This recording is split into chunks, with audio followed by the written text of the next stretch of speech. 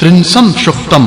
भावार्थ, इन देवों में से कोई भी बच्चे जैसा अज्ञानी नहीं है तथा कोई किशोर जैसा उच्छृंखल अथवा अनुशासनहीन नहीं है, बल्कि सभी देव ज्ञानी एवं महान हैं। भावार्थ, जितने भी 33 देव हैं वे सभी हिंसकों के शत्रु, ज्ञानी एवं पूज्य होने के कारण स्तुति के योग्य हैं। भावार्थ, हे देवों, हमें तुम बचाओ, हमारी रक्षा करो, हमें सदैव सदुपदेश दो और हमारा पालन करने वाला जो कल्याणकारी मार्ग है उससे हमें दूर ले जाकर कुमार्ग में प्रेरित मत करो। भावार्थ, हे देवों, तुम सदैव हमारे पास ही रहो तो हमारे पशु एवं मनुष्यों के लिए सुखपूर्ण घर प्रदान करो। पंचमोनुवाकः एकत्रिंशम सुक्तम। भावार्थ, जो ब्राह्मण स्वयं यज्ञ करता है तथा दूसरों से करवाता है वह ईश्वर के ज्ञान से युक्त होता है। भावार्थ, जो यज्ञ करने वाला मानव इस इंद्र को सोम रस देकर इसका सत्कार करता है वह मानव पाप कार्यों से बचता है। भावार्थ, जो यज्ञ करता है उसके पास तेजस्वी रथ होता है तथा वह उस रथ पर बैठकर सारे शत्रुओं को मारता है और स्वयं वृद्धि को प्राप्त होता है।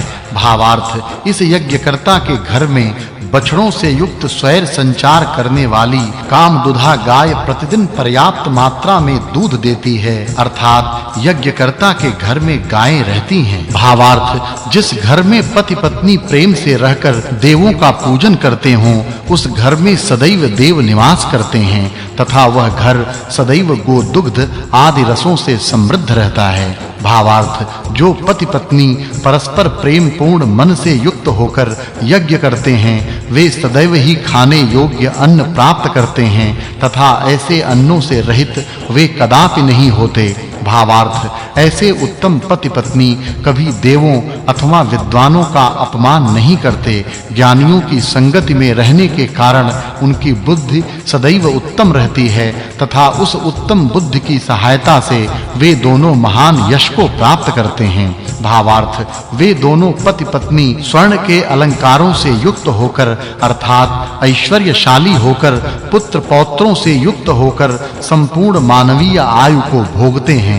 भावार्थ, प्रतिदिन प्रभु की स्तुति करने वाले दोनों पति पत्नी धन का दान करते हैं, लोगों को सुखकारक अन्न देते हैं तथा पशुओं से समृद्ध होकर देवों की स्तुति करते हुए अमरता को प्राप्त होते हैं। भावार्थ, पर्वत के भीतर नदियों के भीतर निहित जो सुख है वह सुख इन पति पत्नी को मिले। भावार्थ, ऐश्वर्यवान कल्याणकारी पूषा देव हम पर कृपा करें ताकि पूर्ण जीवन का मार्ग हमारे लिए कल्याणकारी हो। भावार्थ, सभी लोग पूषा देव की मन से स्तुति करें तो पूषा देव भी उन पर अपनी पाप नाशिनी कृपा करते हैं। भावार्थ, जिनकी रक्षा मित्र वरुण आदि देव करते हैं उनका जीवन सत्यमय होता है तथा उनके जीवन के रास्ते में कभी कठिनाइयां नहीं आती। भावार्थ, धन की प्राप्ति के लिए मुख्य देव अग्नि की स्तुति करनी चाहिए क्योंकि वही मानव शरीर रूप क्षेत्र का स्वामी है। भावार्थ, जिस प्रकार यज्ञ में शूरवीर का रथ तेजी से भागता है उसी प्रकार देवों के प्रिय मानव का रथ तेजी से दौड़ता है। जो मानव देवों की मन से पूजा करता है वह नास्तिकों को पराजित करता है।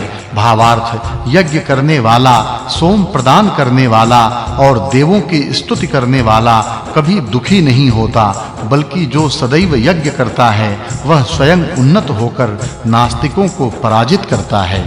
भावार्थ, जो यजमान हृदय से देवों की पूजा करता है वह सदैव पवित्र कार्य ही करने के कारण उसके कार्य उसे नष्ट नहीं करते, न उसे कोई ऐश्वर्य से भ्रष्ट करता है तथा न वह स्वयं ही भ्रष्ट होता है। इसके विपरीत जो नास्तिक उस आस्तिक को नष्ट करना चाहता है वह स्वयं नष्ट हो जाता है।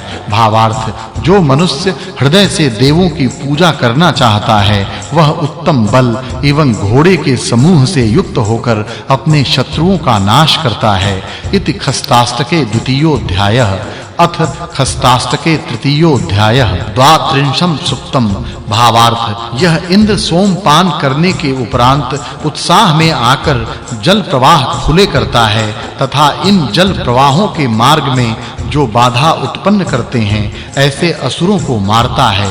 भावार्थ असुरों के शरीरों एवं किलों को नष्ट करने का शौर्य केवल इंद्र ही कर सकता है। अतः लोग उसी शिरस्त्राणधारी इंद्र को अपनी सुरक्षा के लिए बुलाते हैं। वीर से ही सुरक्षा हो सकती है। भावार्थ सोमपान से आनंदित हुआ इंद्र शत्रु के किले को तोड़कर शत्रु सेना को नष्ट करता है तथा अपने अनुयायियों को अन्न प्रदान करता है। ऐसे कार्य के लिए विचार करने योग्य मन की जरूरत होती ही है। भावार्थ मनुष्य इंद्र का आदर करके उसे सोम रस देकर तृप्त करे तथा इंद्र भी प्रसन्न हृदय से मनुष्य को अविनाशी धन एवं पोषक अन्न देकर तृप्त करे। अन्न सदैव निरोग हो। भावार्थ अपनी सुरक्षा के लिए हम तुरंत सहायता के लिए अपना हाथ बढ़ाने वाले वीर को बुलाते हैं। हम शुभ कार्य करने वाले वीर को अपनी रक्षा के लिए बुलाते हैं। वह हमारे पास आकर गाय, घोड़े तथा सुवर्ण प्रदान करे। यहाँ सुवर्ण पद सोने के सिक्के का वाचक है। भावार्थ सैकड़ों प्रशस्त कार्यों को करने वाला अपनी संस्था में निसंदेह शुभ कार्य करता है। किसी संस्था को उन्नत करने के लिए ऐसे ही पुरुष की जरूरत होती है। जो स्वयं समर्थ होता है वही दूसरों को सामर्थ्यवान कर सकता है। दाता वीर अपनी बहुत ही संरक्षक शक्तियों से हमारे भीतर के छिद्र दूर कर सकता है। वीर एवं परहित के लिए आत्मार्पण करने वाला ही अपने सामर्थ्य से दूसरों के दोष दूर कर सकता है तथा न्यूनताओं को पूरा कर सकता है। भावार्थ जो धन की ठीक प्रकार से रक्षा कर सकता है वह दुखों से पार कराने वाला बड़ा मित्र ही है। धन प्रत्येक स्थान में सहायता कर सकता है, इसलिए धन का रक्षक बड़ा सहायक है। ऐसे धन की रक्षा वही कर सकता है जो वीर संग्राम में अपने स्थान में स्थिर रहकर लड़ने वाला, सबको नियंत्रण में रखने वाला तथा अपनी शक्ति से महान अधिपति होता है। भावार्थ इस इंद्र की सच्ची शक्तियों को नियमन करने वाला कोई नहीं है। इंद्र ही सर्वोच्च देवता है, अतः उसके ऊपर शासन करने वाला कोई नहीं है। जो उसे प्रसन्न करता है वह ज्ञानी संपन्न होता है तथा उस पर किसी का भी ऋण नहीं रहता। भावार्थ यह बलशाली वीर इंद्र स्वयं तो हजारों शत्रुओं को नष्ट करता है, परंतु वह स्वयं किसी भी शत्रु समूह से घेरा नहीं जा सकता। वह अपने अनुयायियों को हर प्रकार से बढ़ाता है, इसलिए वह प्रत्येक जगह प्रशंसित होता है। भावार्थ हे इंद्र, मानो तुम्हें तुम्हारी धारक शक्ति के लिए बुलाते हैं। तुम इन पौष्टिक अन्न का दान करके उनके लिए स्तुति योग्य होवो तथा उनके द्वारा दिए गए सोम रस का पान करो। भावार्थ हे इंद्र, हम तुम्हारा सोम रस देकर सत्कार करते हैं, अतः तुम प्रसन्न होकर हमारे साथ ऐसा आचरण करो कि तुम्हारी सारी प्रजाएं अर्थात हम सभी शक्तिशाली होकर अपने एवं अपने राष्ट्र को धारण कर सकें। भावार्थ